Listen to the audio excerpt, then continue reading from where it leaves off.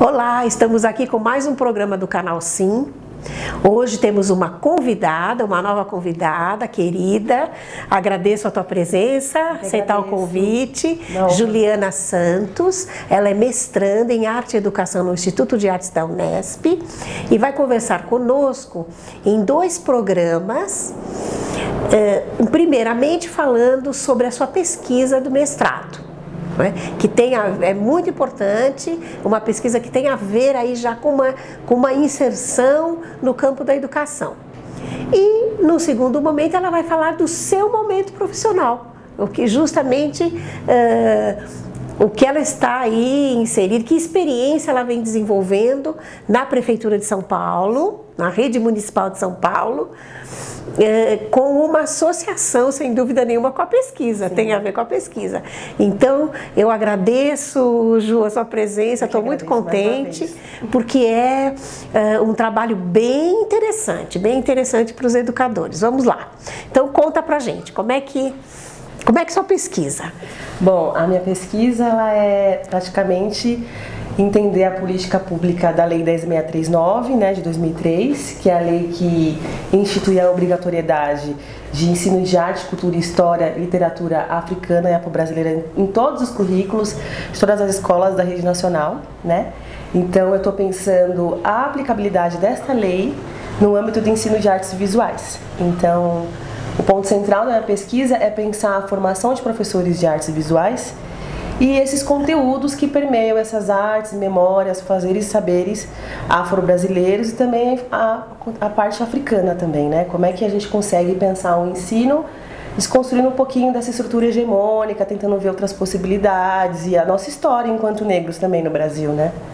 Então a pesquisa vai nesse sentido.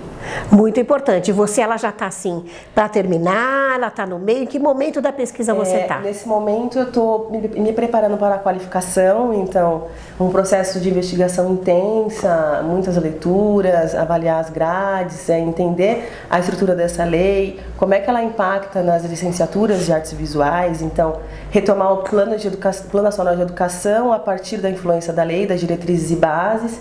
Então é um trabalho muito árduo, então estou no processo de escrita ainda para qualificar, né? Então, primeiro momento ainda. No primeiro momento, que você traça esse panorama legal, os marcos legais, não é? E aí depois você pretende, para finalizar, você pretende tomar que caminho? E aí, então a pesquisa ela faz eu pensar também, pensar como é que está a realidade, né, desses professores inseridos na rede municipal de São Paulo, professores de artes, né?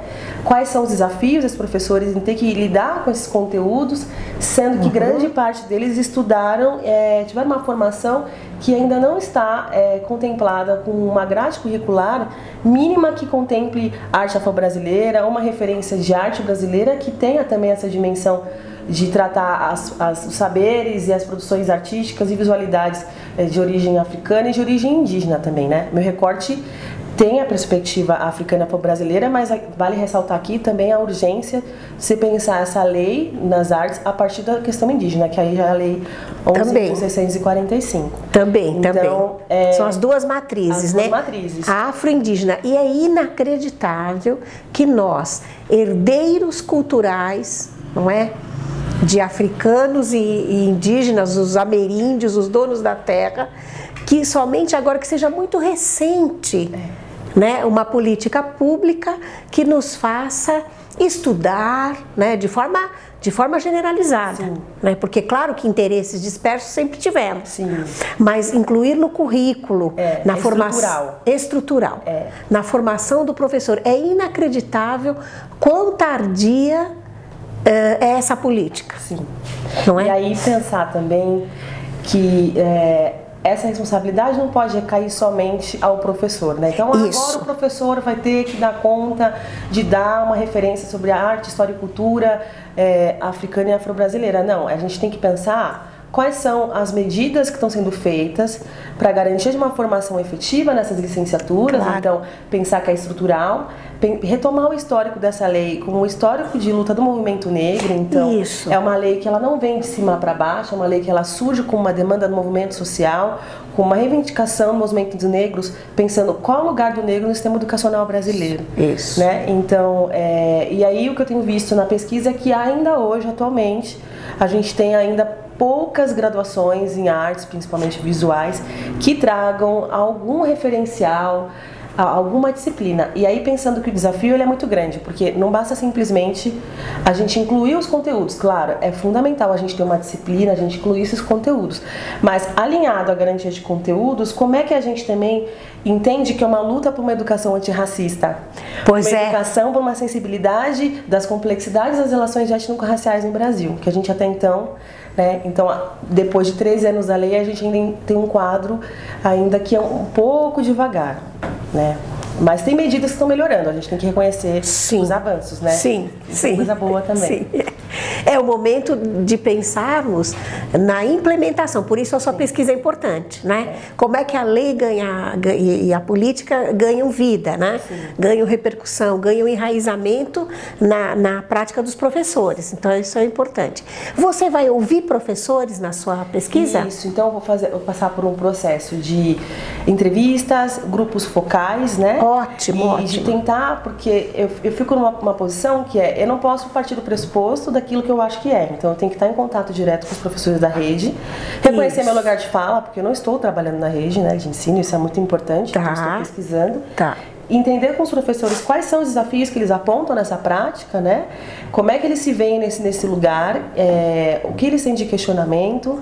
E aí eu tenho tido um pouco de experiência no meu trabalho junto à SME, Secretaria Municipal de Educação de São Paulo, no Núcleo de Relações Étnico-Raciais. Ótimo, que você vai contar pra gente no outro programa.